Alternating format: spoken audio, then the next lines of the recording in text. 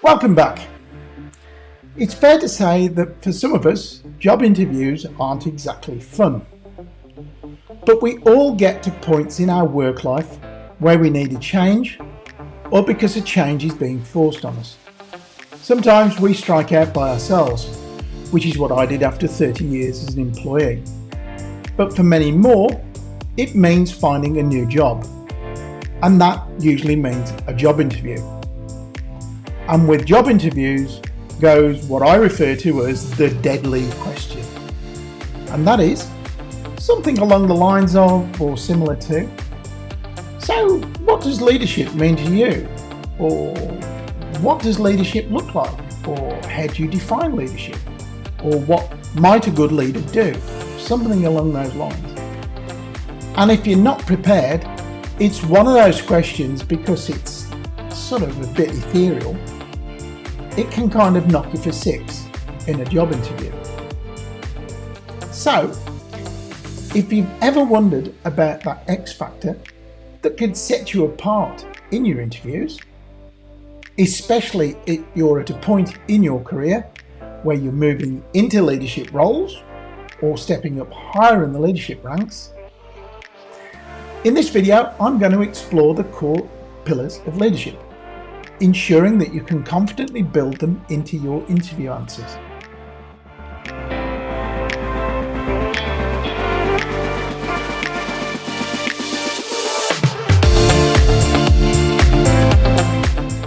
Ever heard the saying, it's lonely at the top? Well, what if I told you that leadership isn't about being at the pinnacle by yourself, but about lifting others to reach those heights with you? One of the single most frustrating things I see in world leadership at the moment, particularly political leadership, is people who have scaled heights, done very well, got into significant leadership positions, and they want to pull the ladder up behind them. That's not leadership. That's not leadership.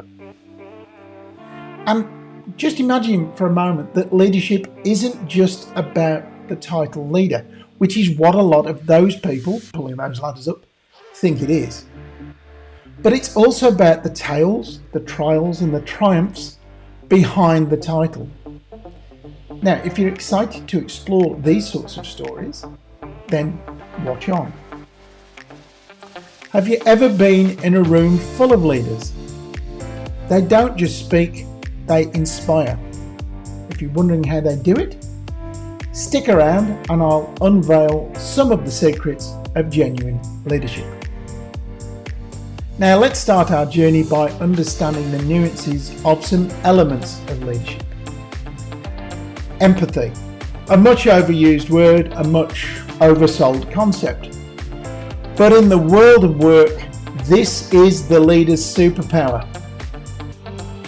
I recall a time when two colleagues were at odds over a project.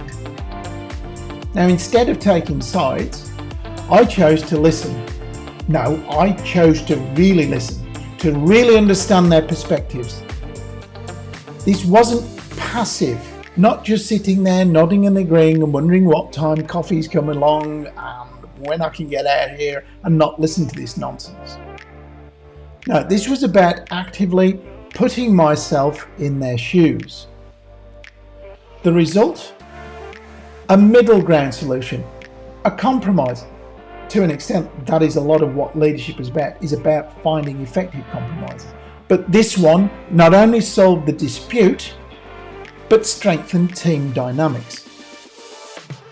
When you integrate stories like this about empathy into your interview responses, it signals to employers that you have huge capacity for understanding and collaboration. Next, the V word, another one that's overused, a bit like empathy. Vision. It's not just about setting goals. It's about seeing the unseen, the idea of intuition. Intuition, by the way, is a skill. It's not something that you are automatically born with. It's about experience, seeing patterns that you've seen before, seeing good data, being very aware of the situation that you're in. And in one of my roles, a contract role, a few years back, identified a market gap that many had overlooked. Pursuing it meant convincing the higher-ups, the bosses, to assemble a team and really trailblaze the way forward. There was a payoff. Fortunately, I got a contract extension. And that was because we came up with a successful product line. It was actually a service that carved a niche for the business I was working with at the time. Sharing visionary tales like these in interviews can underline your proactive, forward-thinking nature. What about integrity? Again, perhaps overdone, but integrity is important. It's your moral compass. I remember a business proposition that promised significant financial gain, but wasn't aligned to my company's values. Declining it wasn't easy, but it was necessary. And this action cemented the trust within my team and my other clients. What I did was to show them that principles outweighed profits. And stories like these resonate really powerfully in interviews. They emphasize your dedication to your values. Another much heard word, resilience. Have you ever been thrown off course? It's not about how you fall, but it's about how you rise. Remember the pop song. I fall down, I get back up again. I fall down, I get back up again. That's what it's about. It's not about how you fall, but about how you rise. I've been involved in one or two projects that have hit unforeseen roadblocks over the years. I seem to have become a bit of a turnaround specialist, truth to tell. But the most important thing is to not review those wicked problems that you face as failures, but as opportunities to learn. You take feedback from them, you pivot, you improve, and you deliver beyond expectations the next time and indeed then. Highlighting resilience like this in interviews showcases your adaptability and determination. Then there's the single most overdone word in management, empowerment. Now, this isn't standing up in front of your team and saying, you're all empowered, go away and do a lot of work. It's nothing to do with that. Empowerment is about not being the leader who stands in front of the team and claims all the credit. That's not leadership. That's mildly psychotic. But leadership, empowered leadership, is about standing behind the team. It's about ensuring that there are others who can stand at the forefront. In one of my first leadership roles, actually working in artificial intelligence, I stepped back to let a junior colleague who was absolutely chock full of ideas, he'd just come out of university, take charge of a particular project we were working on in machine learning. It was a bit of a gamble, but he was extremely bright, very self-possessed, knew what he was doing, knew what he wanted. The outcome was a highly successful project, and indeed it meant that we also won a much bigger project with the European Union. We also got a confident, newly minted leader, who I might add went on to work in America at an absolutely world-class artificial intelligence research institute. Now, sharing empowerment experiences like these reveals a leadership style that values growth for all. By integrating stories like these into your interview, you demonstrate depth.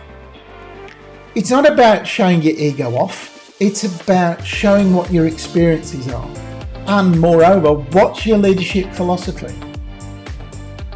But how to go about it? Here's a little gem for interview preparation. Yes, I said those magic words, interview preparation. For some reason, all sorts of people in all sorts of businesses go into interviews without prepping. Why? I don't know. Prep. Really take a real in-depth look at the business or the organisation that you're going into. Especially look at their vision, mission and values. Absolutely critical to do that.